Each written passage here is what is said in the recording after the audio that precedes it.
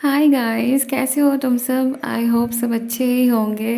दरअसल क्या है ना, मैं थोड़ी दिन के लिए मायके आई हुई हूँ, तो मुझे ना काम करने का मौका तो मिल रहा है पर मन नहीं कर रहा है। इतने दिनों बाद आई हूँ ना, पूरे 3 महीने बाद मैं यहाँ पे आई हूँ, तो मौका तो बहुत है काम करने का। बैठे बैठे बोर भी हो रही हूँ, पर क्या है ना, सबके साथ बात करने में भी मुझे बहुत अच्छा लग रहा है, इसीलिए काम इतना ढीला पड़ गया है। प्लीज़ तुम सब गुस्सा मत होना, मैं कोशिश कर रही हूँ काम करने की। अब ससुराल जाऊँगी तो शायद फिर से काम करना शुरू कर दूँगी। वहाँ भी होता नहीं है, एक दिन बाद शायद होता है।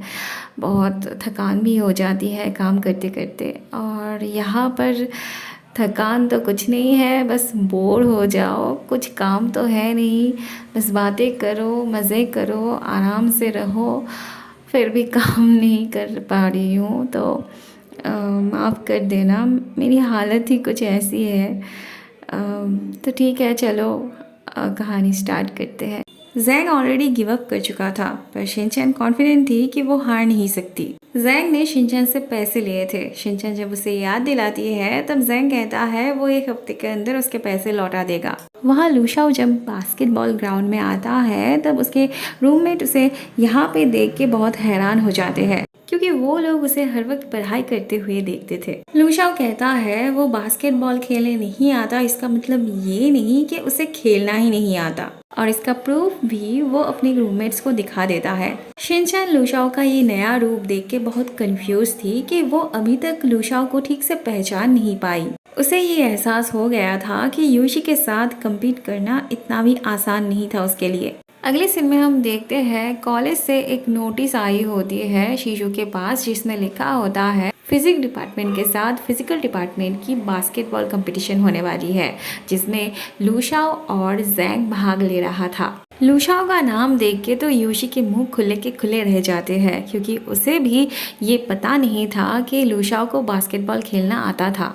जैंग ने जब यूशी को इनवाइट किया था बास्केटबॉल कंपटीशन में आने के लिए, तब यूशी ने मना कर दिया था, लेकिन अब जब लूशा उसमें भाग ले रहा था तो यूशी को तो जाना ही था उसे चीयर करने। अगले दिन सुबह सुबह यूशी लूशा को चीयर करने चली आती है प्लेग्राउंड में। दोनों ही ये गेम जीतना चाहते थे यूशी को इम्प्रेस करने के लिए। खेलते वक्त जैंग बहुत बार लूशा को चोट पहुंचाने की कोशिश करता है। आखिरी के 2 राउंड बचे थे, ऐसे में लूशाओ के पैर में चोट लग जाती है और उससे चला नहीं जा रहा था, इसलिए उसे वही खड़े खड़े 2 बार बॉल फेंकने की मौका दिया जाता है, और दोनों बार ही उसका बॉल बास्केट में जाके गिरती है। हाँ, इससे लूशाओ की टीम जीत तो नहीं पाई थी, पर इस बात की सेटिस्फेक्शन थी कि वो लोग बस 1 पॉइंट की वजह से जीत नहीं पाए थे, और वहाँ जैंग को जीत कर भी हार महसूस हो रही थी। अगले सीन में हम देखते हैं यूशी लूशाओ के हाथों पे बैंडेज कर रही होती है।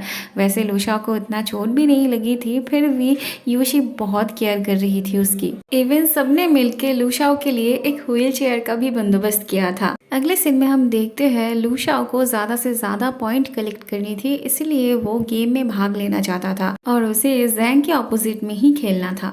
अगले सीन में हम देखते हैं यूशी रिहर्सल के दौरान लूशाओ को लेके रोमांटिक सीन इमेजिन करने लगती है। डायरेक्टर के बुलाने पर उसे होश आता है। यूशी चाहती थी उनके ड्रामा में बस वो और लूशाओ रहेगा, बाकी कोई साइड रोल वो नहीं चाहती थी। और लूशाओ को स्टेज डेकोरेशन के लिए प्ले को और भी ज्यादा अट्रैक्टिव बनाने के लिए कुछ सामान चाहिए थी, जिस बात से सबको ऐतराज था। रिहर्सल से ज्यादा तो इनके बीच आर्ग्यू होती थी। ऊपर से शिनचैन आके कहती है स्टूडेंट यूनियन मिलकर ठीक किया है कि कॉलेज का बजट बहुत कम है, इसलिए वो लोग ड्रामा क्लब में पैसे नहीं खर्च कर पाएंगे।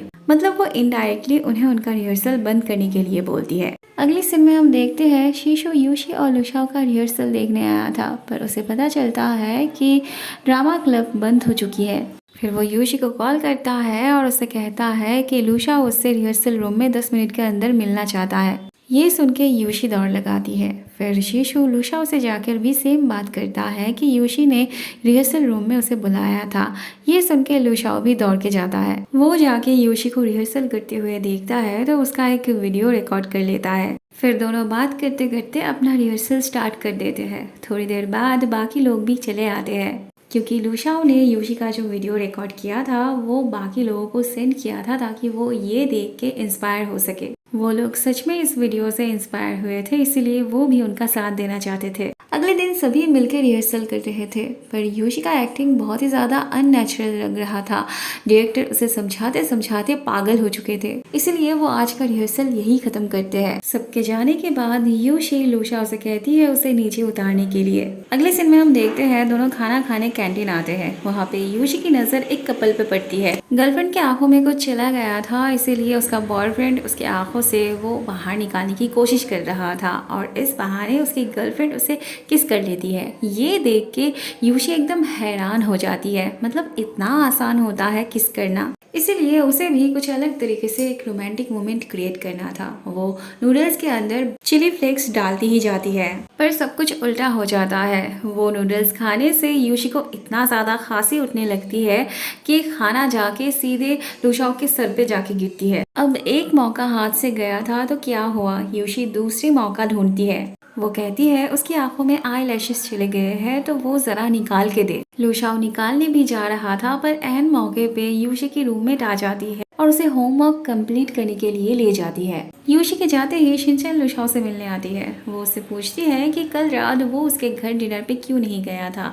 लूशाओ कहता है कि वो रिहर्सल में बिजी था, इसलिए नहीं जा पाया। शिनचैन उससे पूछती है कि उनका ड्रामा क्लब तो डिसबैंड हो चुका है ना, तो फिर भी वो लोग रिहर्सल क्यों कर रहे थे। लूशाओ उससे बस इतना कहता है कि जिस दिन ड्रामा होगा उस दिन आके वो देख ले। शिनचैन को पता था कि लूशाओ उसे बार बार इग्नोर कर रहा था, फिर भी वो उसके पीछे पड़ी हुई थी। जब किसी भी चीज से बात नहीं बन रही थी तो वो अपना वही पुराना बहाना देती है कि कोई उसे फॉलो कर रहा था और उसे बहुत डर लग रहा है। लूशाओ भी उससे साफ साफ कह देता है कि अगर कोई उसे फॉलो कर रहा हो तो वो जाके स्कूल में रिपोर्ट करे या फिर पुलिस में जाके कहे। वहाँ शीशु दूर से उनकी सारी बातें सुन रहा था। बाद में लूशाओ यूशी को मैसेज भेज कर भी भेज नहीं पाता, पर तभी यूशी खुद ही उसे मैसेज करती है और कहती है वो उसके साथ थोड़ी टहलने जाना चाहती है।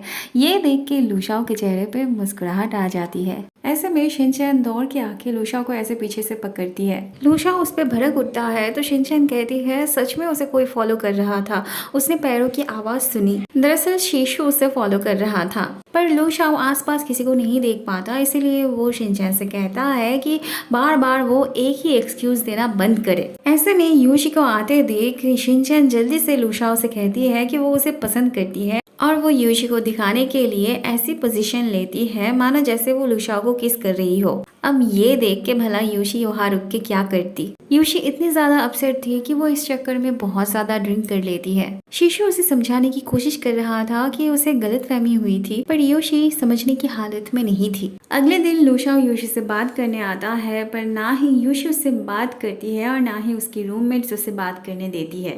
लूशाओ जितनी बार भी यूशी से बात करने आ रहा था उतनी बार ही यूशी के रूममेट्स उसे रोक रहे थे और इस बार तो यूशी खुद ही लूशाओ को उससे दूर रहने के लिए बोलती है। मजबूरन लूशाओ को शीशु से बात करने आना पड़ता है। वो उससे पूछे ही जाता है कि यूशी को क्या हुआ है, वो उससे बात क्यों नहीं कर रही है, पर शीशु भी उससे ठीक से बात नहीं कर रहा था। बहुत बार पूछने पे शीशु उसे रीजन दिखाता है। अगले सीन में हम देखते हैं यूशी बहुत टाइम से एक कैन लेने के लिए खड़ी थी, पर अचानक से शिनचैन आके पहले पैसे दे के वो कैन ले लेती है। इससे शिनचैन यूशी को ये समझाना चाहती थी कि वो चीज़ उसका था या नहीं ये चीज़ मैटर नहीं करती, अभी वो चीज़ उसके पास है तो वो उसी का है।